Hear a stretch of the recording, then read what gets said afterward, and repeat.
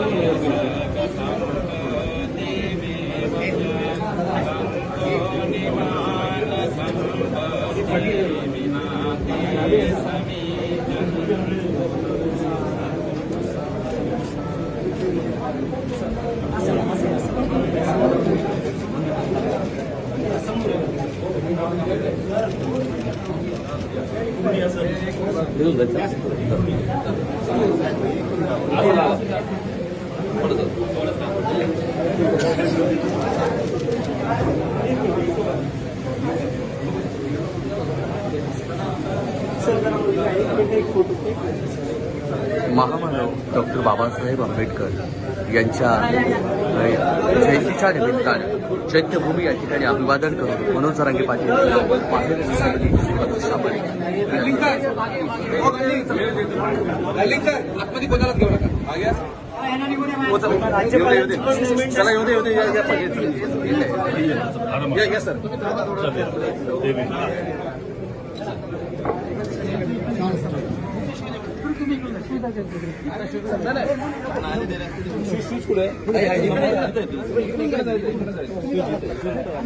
बाकी चला बाकी चर्चा आपला चला इकडनं इकडनं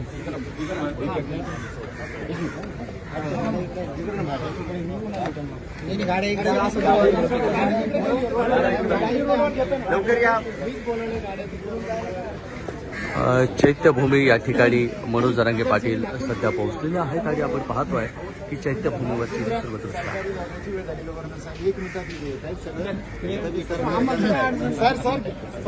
गव्हर्नर साहेब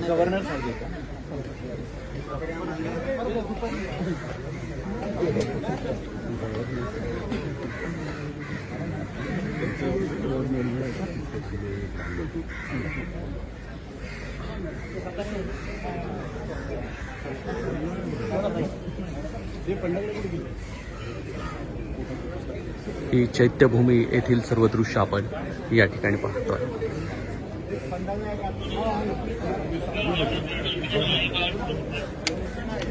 सोडणार नाही एवढी सोपी गोष्ट नाही. त्यांनी तर न्याय दिला आहे, त्याच संविधानानं न्याय दिला आहे. गोरगरीब त्याच आशेवरती आहेत. हे काय बदलते? जनताने तो उठाव केला आहे. आता कळलं ना. लोकसभेच्या निवडणुका खरं तर तोंडावरती आलेल्या आहेत. अशा वेळी तुम्ही मुंबईत आलेला आहात, प्रचार वगैरे काय करणार आहात का कुणाचा?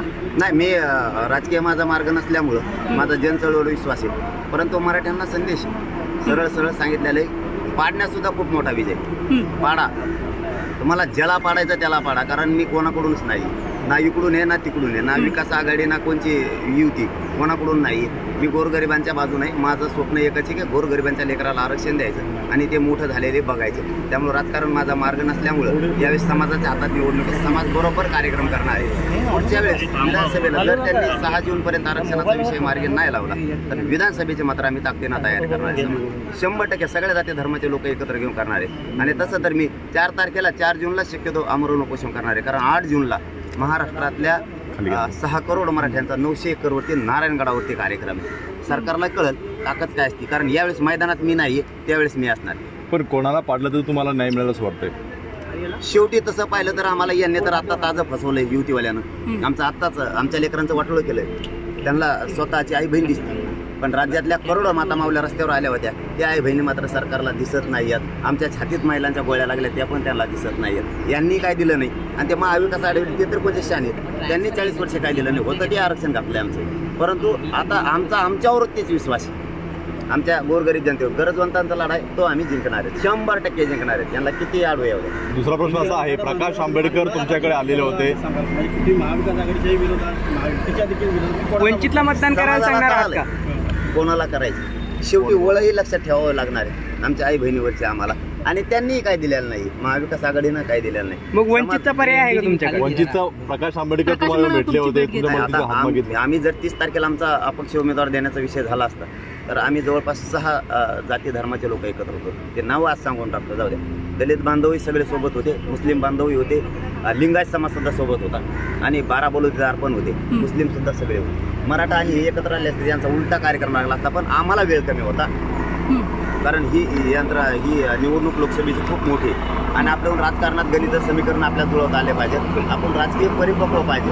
आपण भावनेच्या जीवावरती सामाजिक आंदोलनं करू शकतो, परंतु राजकारण भावनिक याच्यावर करू शकत नाहीत. आपण तिथं समीकरण जुळले पाहिजेत, तरच समाजाचं भलं होतं. नसता समाज मीच एक केला आणि उद्या मातीत मीच घातला असं झालं तर मी माझा समाज मातीत या राजकारणासाठी घालू शकत नाही. म्हणून मराठ्यांनी यावेळेस विचारपूर्वक विचार करा, मजा बघा. आणि सध्याची पोझिशन अशी की मराठी कोणाच्याच सभेला जात नाही, कोणाच्या प्रचाराला जात नाही, मजा बघतात. राईट कार्यक्रम लावणार आहे ते पाडण्यास सुद्धा खूप मोठा विजय पाडा. सर पण मराठा आंदोलनाची जिथून सुरुवात झाली त्या जालन्यामध्ये सध्या महायुतीकडून दानवे आहेत, तर महाविकास आघाडीकडून काळे खरं तर उभे आहेत, उमेदवार दोन्ही पण आहेत. तुमची जालन्यातली नेमकी भूमिका काय असणार आहे आणि कशा पद्धतीने जालन्यातलं आताचं वातावरण आहे? निकालाच्या दिवशी राईट कार्यक्रम होते, तुम्ही फक्त बघा. पण मला एक नाही कळलं ताई, आम्ही ओबीसीतून आरक्षण मागतो त्यावेळेस आम्हाला विरोध केला जातो. ओबीसीतून आरक्षण मागवणार, मग ओबीसीच्या नेत्याचं ओपनच्या मतदारसंघात काम काय? हे उभा राहिलेच कशाला? याने तिकडे कॅनडा फिनाडात आफ्रिकेला जाऊन उभं राहायचं ना. आम्ही ज्यावेळेस ओबीसीचं आरक्षण मागतो त्यावेळेस ओबीसी येऊ नका म्हणतात. ओपनच्या मतदारसंघात तुम्ही करता काय? मराठ्यांना याचा सुद्धा विचार करावा लागणार आहे, आणि यावेळेस विचार केला नाही. गाव खेड्यातला सर्वसामान्य मराठा माणूस ही 100% आमच्या सोबत आहे. हे आता 4-2 माकडं त्यांचं खातेतं त्या राजकीय नेत्याचं, ते जरा पळते इकडून तिकडून, पण त्यालाही उद्या सरपंच पदाला, पंचायत समिती, जिल्हा परिषदला सुद्धा यायचं. नेत्याकडून बोलते, म्हणजे मी बोललो नेत्याला, राग आला आमच्या मराठ्याच्या माकडाला, म्हणजे त्याच्याच जातीला खाणार आहे तो सुद्धा घेणार आहे. त्यातलं एक आमदार तर असा आहे त्याचं पूर्ण गाव कुणबी निघालं. ते माझ्याकडे आंतरवाली सर्टिफिकेट घेऊन आले, ते म्हणतो मग लय कल्याण झालं हे निघालं, आणि तेच माकडी इथं मला अटक करा म्हणून विधानसभेत बोलत. म्हणजे ज्या जातीसाठी मी जीवाची बाजी लावून लढतोय त्या जातीचा थोडा तरी स्वाभिमान असला पाहिजे का आपल्या लेकराला देऊन नंतर राजकारण करू. मी बोललो नेत्याला राग आला याला, आता नेता निवडून आणीन का तुला? तुला का देऊ दमन उभा करीन का? तिकडे निवडून आणीन तुला? मतदान आमचंच आहे ना तुला. तू एका ताट्यात मग सांगतो तुला तिथं आज तुम्ही स्वतः मतदानाचा हक्क बजावणार आहात. माझ्या मतदानाचा हक्क तर मी तर कार्यक्रमात लावणार आहे भाऊ. मी काय सोडणार आहे काय? मी तर सोडणारच नाही, सगळा समाजच सोडणार नाही दादा. ही रिअल परिस्थिती. गावखेड्यातला विषय वेगळा आहे, शहर भागातला विषय वेगळा आहे. गावखेड्यातल्या सगळ्या मायबापांचं आत्ताही म्हणणं, मी गावखेड्यात जातो त्यावेळेस की एवढे वेळेस पाहिजेच होता म्हणजे झटका, परंतु माझी तयारी पण नव्हती. आणि दादा काय असतं, राजकारणाचा विषय वेगळा आहे, कारण हे नाण्याच्या 2 बाजू आहेत. समाजकारण करताना आपल्याला एकमत लागतं आणि राजकारण करताना बहुमत लागतं. बहुमताशिवाय राजकारणाला किंमतच नाही, तरच गुलाल पडतो. कारण भावनेच्या जीवावरती तुम्ही सामाजिक आंदोलन करू शकाल, पण भावनेच्या जीवावर तुम्ही राजकारण नाही करू शकत. मतात रूपांतर त्याचं झालं पाहिजे. विधानसभेला आम्ही ते करतो, आतापासूनच तयारी लागलो. मी उभा राहणार नाही, मला राजकीय स्वार्थ नाही आहे. मला मराठा समाज, माझी जात विकून मला मोठं व्हायचं. यावेळेस मी खासदार झालो असतो, सगळ्या पक्षांनी मला पाठिंबा दिला, सगळ्या जाती धर्मांसुद्धा. मग मला आयतं होतं राव, त्यात पगार भेटतो म्हणतात. माझ्याजवळ 8 आणा बी नाही पगार. हे रेल्वे फुकट, विमान फुकट, मपली बायकोन मी दिल्ली जाऊन गुलाबजामू खाल्ले असते. ठीक आहे, आयतं होतं ना, कुणी सोडलं. मी लात मारली जातीसाठी, त्याच्यावर मला नाही करत होती. विधानसभेत सुद्धा आम्ही त्यात उतरणारच नाही, मी नाही वैयक्तिक, पण कार्यक्रम मात्र दाखवणार. कारण 92 ते 93 मतदारसंघ असेच महाराष्ट्रात 288 पैकी नुसतं मराठ्यांचं वर्चस्व आहे त्याच्यावर. मी कार्यक्रम लावल्याशिवाय यांचं सोडित नाही. जर यांनी नाही दिलं ना 6 जूनपर्यंत आरक्षण, तर विधानसभेची तयारी सुरू झाली म्हणून समजायचं. सर प्रकाश होणार. जोपर्यंत ते आमच्याशी राजकीय सूड भावनेनं वागत नव्हते तोपर्यंत आम्ही त्यांना 7 महिन्याचा वेळ दिला. मी कोणाला सोडत नाही. देवेंद्र फडणवीस साहेबांना कधी बोललो का मी 6 महिन्यात? नाही. त्यांनी आमच्यावर डावराचा सुरुवात केली. तुम्हाला कालचं उदाहरण सांगतो. आत्ताही नांदेड, लातूर आणि बीडमध्ये गुन्हे दाखल करायचे आले. सप्त्यामध्ये डीजे वाजत होता गेवराई तालुक्यात. सप्त्यामध्ये डीजे नाही आला हो. ते हलकी वाजणारे बिचारे, ते 200-300 रुपये कमवणारे बिचारे, त्यांच्यावर गुन्हे दाखल. महिलांवरती, त्या वाघोलीच्या महिलांवर केले, नांदेडच्या आणि लातूरच्या महिलांवर गुन्हे दाखल. एक महिला तडीपार केली. तडीपार ही देशातली पहिली घटना असते. तडीपार लिहिलंय काय त्या नोटीसवरती तडीपार करताना तुम्ही सामाजिक आंदोलन लई करता म्हणून. अरे ही काय भाषा झाली, याला काय गृहमंत्री म्हणतात? तुम्ही काय वागता? ही कोणची सोड भावना आहे तुमची लोकांशी वागण्याची? तुम्हाला शान वाटायला पाहिजे होती.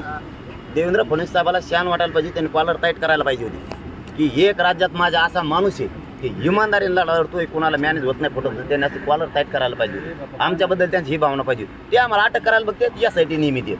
कुठं यासाठी झोपले होते मग इथून मग हल्ला झाला तेव्हा? म्हणजे ज्या पोलिसांनी गोळ्या मारल्या, ज्यांनी छातीवरती दगड मारले, जिटा मारल्या, त्यांना निलंबित करायचं तर त्यांची बढती केली यांनी. मी ती पुऱ्या 8 दिवसात माहिती घेतली. सगळ्या पोलिसांची बढती केली. ही बक्षीस देणार गृहमंत्री साहेब आणि त्यांना सपोर्ट मुख्यमंत्री देणार. मुख्यमंत्र्यांना मी 7 महिन्याची वेळ नाही दिला. त्यांच्या शब्दाची किंमत नाही केली समाजानं. समाज तुम्ही कोणत्या पक्षातून कोणकडे गेले, समाजाला काय देणं घेणं नाही. समाजाला एकच अपेक्षा होती की शिंदे साहेब आरक्षण देऊ शकते. पण ते ज्या दिवशी म्हणले ना लिमिट तोडलं की मी करेक्ट कार्यक्रम करत असतो, त्या दिवशी मराठ्यांच्या मनातूनच शिंदे साहेब उतारले. आम्ही सांगितलं मर्यादा तोडले की आम्ही करेक्ट कार्यक्रम करत असतो, कारण मला देणं घेणं माझ्या समाजाशी, पण त्या सरकारची आणि फेरकारची नाही. आणि ते विरोधी पक्षाला मोजित नाहीत आम्ही, कोणालाच नाही, कारण यांनी कुणीच चांगलं नाही केलं. आमचं सगळ्यांनी वाटलं गेलं. त्यांनी 16% आरक्षण घातलं आमचं. आमच्या आज नोकर वर्गात सुद्धा आमच्या लोकांच्या पाडत्या होत नाही, शिक्षणात नाहीत. आता ते 10% आरक्षण दिले. या आरक्षणामुळं मला इतक्या पोरांनी परेशान केले फोन करून. त्यांना नोकर भरती सुद्धा पोलीस भरती जाता येत नाही. यार कशाला दिलं मग ते? आम्ही याच्यासाठी ते नको म्हणत होतो. मराठा आणि कुणबी एकच आहे. या कायद्याच्या बाजूनं आणि सगळ्या सोयऱ्यांच्या कायद्याच्या बाजूनं जो असेल त्याला मराठ्यांनी मतदान करावं. परंतु ओबीसींच्या मताची जशी भीती आहे तशी मराठ्यांच्या मताची भीती इथून पुढे वाढली पाहिजे. असे पाडा की तो कव्हाच उभा न राहायला पाहिजे इथून पुढे निवडणुकीला, इतकं बेकार पाडला पाहिजे. मग लोकसभेची निवडणूक म्हणजे तुमच्यासाठी एक मोठी संधी आहे का? नाही समाज असा. मी तर मैदानात नाही ना, मग तर मी सांगू शकलो असतो आताच कोण पाडणार आहेत काय. आता मी सांगितलंय, जो सगळ्या सोयऱ्याच्या अंमलबजावणीच्या बाजूनं मराठा आणि कुणबी एकच त्या कायद्याच्या बाजूनं असेल, मग तो कोणत्याही पक्षाचा असू द्या, त्याला मदत करा. पण पाडण्यात सुद्धा मोठा विजय यावेळेस पाडायचं शिका, जेणेकरून आपल्या मताची भीती होईल. धन्यवाद. धन्यवाद धन्यवाद धन्यवाद धन्यवाद धन्यवाद. मी आंबेडकर साहेबाला खूप मान, मी आंबेडकर साहेबांना खूप मान. त्यांचा शब्द मी